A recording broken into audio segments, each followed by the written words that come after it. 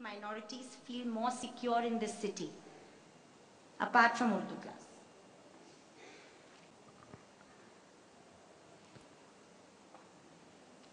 Minorities को अगर सुरक्षित और साथ साथ में उनको अगर ये एहसास दिलाना है कि उनके साथ किसी प्रकार की जानिबदारी नहीं की जा रही है, उनके साथ किसी प्रकार की उपेक्षा नहीं की जा रही है, तो ये बहुत जरूरी हो जाता है कि उसके लिए एक विजन रखना, एक विजन डॉक्यूमेंट तैयार करना। सबसे पहली जरूरत तो ये है पुलिस डिपार्टमेंट की तरफ से, अगर हम कहें तो जितने भी कर्मचारी अर्थात police, right from police constable up to officers, they must be taught regarding each and every religious tenets, as well as जिस फेस्टिवल्स को वो ऑर्गेनाइज करते हैं बड़े पैमाने पर, उनके इश्यूज, किन इश्यूज पे ये चीजें होती हैं, उसकी जानकारी उनको देना बहुत जरूरी है। दूसरी तरफ से जो मेजॉरिटी की जो सांप्रदायिकता है वो क्यों घातक है, and why we should not believe on their rhetorics, ये पुलिस वालों को समझाना उतना ही जरूरी है। और इसके लिए उनके मतलब ट्रेनिंग के दरमियान या उनके लिए रेगुलर ट्रेनिंग इस बारे में होनी चाहिए। एक जो मैंने बताया कि उनके फेस्टिवल्स किस लिए मनाए जाते हैं, उनका अर्थ क्या है, उसके पीछे का आधार क्या है, देन ओनली उसके अंदर की जो चीजें इंटरट्विन्ड हैं उसमें वो उनको समझ में आएंगी और तब वो उसका सम्मान कर पाएंगे। Not only Muslims but also Christian religion के बारे में, सिख रिलीजन के बारे में, बुद्धिज्म के बारे में, जैनिज्म के बारे में दे शुड नो, क्योंकि उनका रोज उनसे बंदोबस्त के दरमियान साबका पड़ता है और तब वो जान नहीं रहे होते कि कौन सी बात उनको चोट पहुंचा सकती है और कौन सी बात नहीं पहुंचा सकती। दूसरा कि इसकी बात शुरुआत करवाई गई थी और अभी भी जारी है कि उनको ट्रेनिंग दी जाती है। हमारे जो माइनॉरिटी कमीशन के, माइनॉरिटी के जो लोग हैं उनको ट्रेनिंग दी जाती है पुलिस डिपार्टमेंट के पहले, रिक्रूटमेंट के पहले। वो ट्रेनिंग बड़े पैमाने पर दी जाए और बहुत बेहतर तरीके से दी जाए ताकि ज्यादा संख्या में वो आ सके पुलिस डिपार्टमेंट में। अगर वो पुलिस डिपार्टमेंट में ज्यादा संख्या में आएंगे, if they will come in more in number, then they can change the mindset, because they will have they can win over the confidence of the minorities, as well as they can share their views with their colleagues and subordinates. Thank you, sir. We have a question here which I think will be answered in the next session, that if, as Mr. Muchala said, the IPC is not adequate, then doesn't the IPC need to get rewritten? So I think that the whole communal violence bill and the public meeting will address that, so because that the whole set of new crimes need to be defined. So I'm deferring, I think speakers will be able to address that. There's a question here which I'm being coerced into saying is not really relevant to this session. I think it was meant to just needle Mr. Krishna Prakash, to say that if the court works according to the proof and judiciary, how do we know that Mr. Ajmal Kasab was hanged? Now, it's not really relevant to today's discussion, so you can talk to Mr. Krishna Prakash outside about it. I have not received any more questions. It's possible the fatigue level of everybody, because we've had a long, long day. Sorry, yeah, quickly, yeah. No, that was about IPs. But that is so many questions, Suraj. can we expect justice unless IPC is under? So I said that will be dealt with the coming, because the entire movement towards a new law is because there are lacunae in the existing criminal law. So the public meeting seeks to address that. So I thought it'd be, I think you will get your answer if you listen to all the speakers then, sir. Yeah, so. Observation.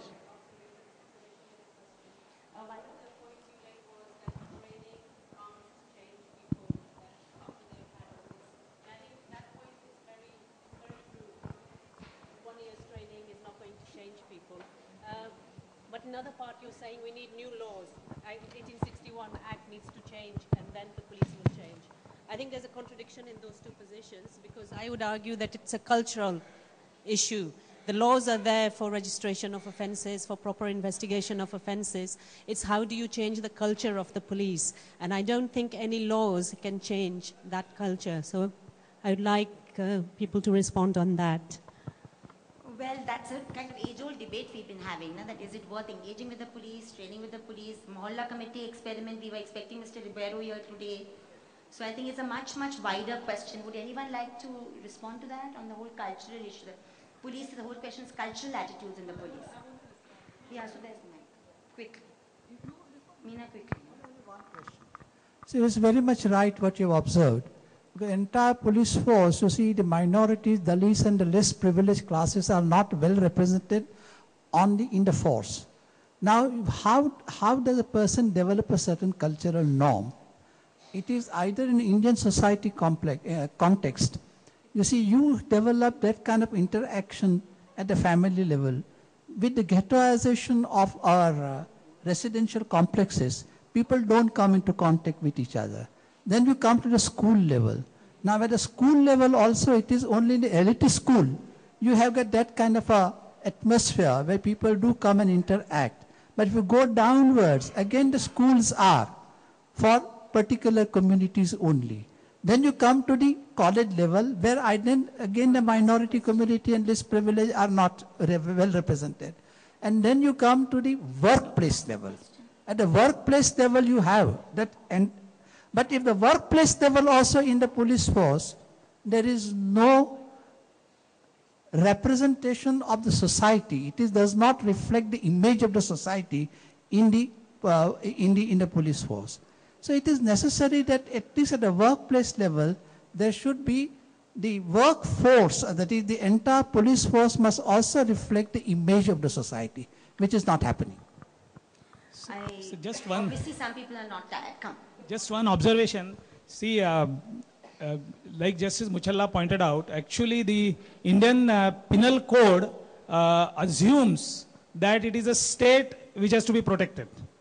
Unless and until that is fundamentally changed, and unless and until people are sovereign is accepted, and under whatever under any circumstances, it is the duty of the state to provide safety and security of people, unless and until that is enshrined, which doesn't exist today. Because as you rightly pointed out, Indian Penal Code is supposed to protect state from everybody else, whereas when state becomes aggressor, as obviously it can't protect because IPC is not meant for that. So fundamentally, what is required is this. I know, but may I please request that, we are really running short of time. And if the public... Yeah, but I think this is a fundamental No, I know, question. but you can also talk to Mr. Muchalla afterwards, please. I'm sorry, but it's just that we need to have the public meeting. And Mr. Muchalla, you want to say something? Observation. I've given a question to Meena, which has come from Burani College students, about the communal character often in the language press, that is in the non-English press. Meena? Isa, I'd just like to answer that question. Yes, Meena, let Meena to answer one question. No, not that question. I want to answer the question. I was on the Governor's Peace Committee during the 92-93 riots, so-called riots. It was a pogrom, it was not riots. And we were told that after investigation, that 50% of the police force at that time were card-holding members of the Shiv Sena. Thank you, Alec. I'm actually very thankful that he brought this up, because Additional Commissioner of Police, sir, at that time, Mr. V.N. Deshmukh, in his official testimony to the Sri Krishna Commission report, said something very similar. In his official testimony. So that is the other point that we need to. No, this is a question. And the RSS members are banned from government schools. This is a question from Zahir Ali.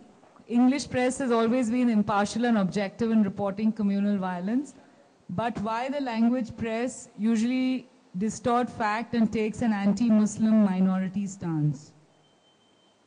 I'm glad you think the English press has been impartial and objective, because recent events have disproved that quite strongly. Comparative, no? It's relative. In a comparative sense, yes. I think somehow if you have to take specific examples, and if you mean the reporting of the Gujarati press, Gujarat language press, in the time of the Gujarat riots, yes, it was definitely biased. It provoked and inflamed the riots, exactly like the Shiv Sena's newspaper Samna did. And I think at that time, I think the Marathi press, let's not call them regional, it's a valid Indian language, it's with a wide readership. They were quite critical in some parts, but to the most, I don't think they endorsed the violence, but I think somewhere this whole acceptance of a communal ideology is there. And if you just go back to what Harsh Mandar and others were saying earlier about how the IAS is infiltrated with people from the RSS and other communal organizations, I think the same goes for the press. I cannot give you concrete examples, but let me tell you this, the fight has to be against a communal ideology. It cannot be against this branch of the police or that branch of the media.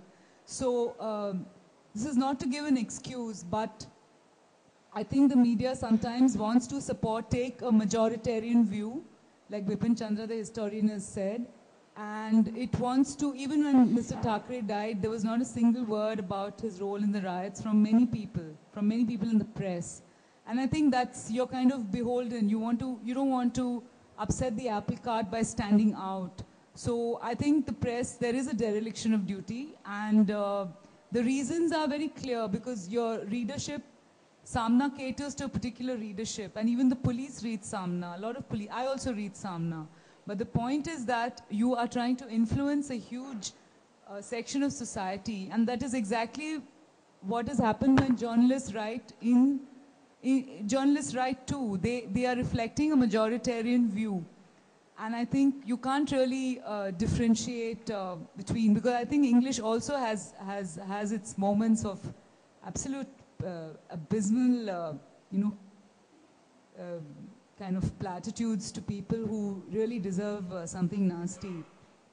So I just want to reply to the earlier question, just one sentence. This whole thing of gender sensitization of the police. You can't just gender sensitize the police. And in response to your whole cultural question, and as Mr. Prakash also said, that the police are coming from our society and they reflect our societal values. Yes, but the police are also doing a job. Your job doesn't tell you don't record a complaint. I don't think you need to be sensitized for that. You can bring in your other biases, but you're bringing in those biases when a Muslim comes to register a complaint. So that is, according to me, unacceptable. That's all I was trying to say. Thank you. Thank you. I need to make 3 quick points, but before that I need a sense of the house. Do we break for 10-15 minutes before the public meeting? Because people have been sitting, and then we start sharp at 6:40. But before that, 2 things which Javed rightly pointed out that I missed. One is that one other difference in Gujarat was that, we had for the first time the testimonies and the evidence provided by serving police officers like R.D. Shri Kumar, who was serving at the time, who gave these 4 very important affidavits to the Nanavati Commission, which have been annexed to the Zakia Jafri case and are very important, and Rahul Sharma's CD of mobile phone records. So the testimonies of serving police officers, who actually indicted the government where they were employed, made them take a constitutional stand against that government and gave a huge moral authority to the struggle. Secondly, please, Justice Suresh, I cannot even begin to tell you the great service that the Citizens Tribunal did, because if at all the 27th evening meeting is taken seriously today, it is because the Concerned Citizens Tribunal was met by a minister of the serving minister of the Modi government, who was subsequently assassinated, who came and spoke about the unconstitutional orders issued by the chief minister on the 27th evening. Now that story would have been completely pushed under the carpet if it had not been recorded by the Citizens Tribunal. Last thing on Bombay, one of the most shocking judicial pronouncements was in September 1994 on the J.B. D'Souza, Dilip Thakur writ petition, which had compiled, it was just not mentioned, so I thought I should mention it here. It compiled all the writings that were published in the Shiv Sena newspaper, Samna, from July 92 right up to January 93. And it was utterly communal and inflammatory writing. And the petition to the High Court compiled this with a simple prayer that a direction should be given to register an FIR against the editor of the paper. And in a shocking judgment, in a shocking division bench judgment of the Bombay High Court, and I'm happy to be proud of a group, I think Sujata is here, Sandhya might be here, I don't know. But there were women's groups who demonstrated outside the High Court on September 30th, 1994. There's a photograph of that demonstration up on the exhibition, where we protested this decision, where the judges held that the reason why they did not find the writings objectionable is because Samna was talking about anti-national Muslims. I mean, it was a shocking judgment. And Communalism Combat subsequently carried this long special issue where H.M. Sirvai, Palkhiwala, Justice Suresh, Fali Nariman, all of them appealed to the Supreme Court and its better sense in looking at this judgment. But the Supreme Court threw out the special leave petition when my father went there without a single hearing. Without a single hearing. They just threw it out, Jeevan Reddy. It was Pooch and Reddy were the judges, in case you want to. Anyway, so these are issues I feel, because there are college professors here and because there are college professors who sat through the whole day, a humble suggestion, please let's inculcate in us an ability to critique the judiciary, to critique the trends in the judiciary on communal violence, on housing, on poor, on gender. Because if we bring up our young with critiquing the judiciary, then they'll not be scared to speak up because of the contempt of courts. Thank you very, very much. I'm sorry we've run short of time. Justice Dudat Majitia of the Bombay High Court.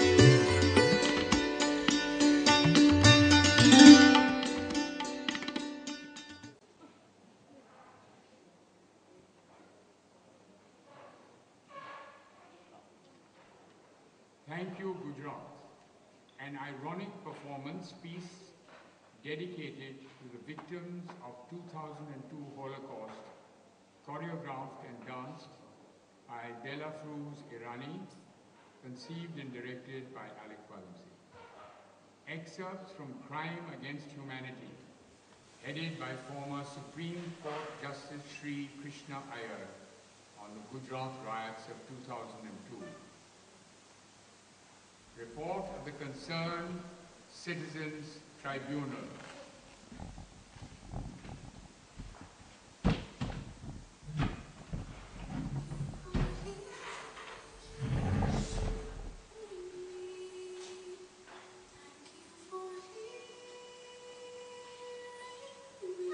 Evidence of one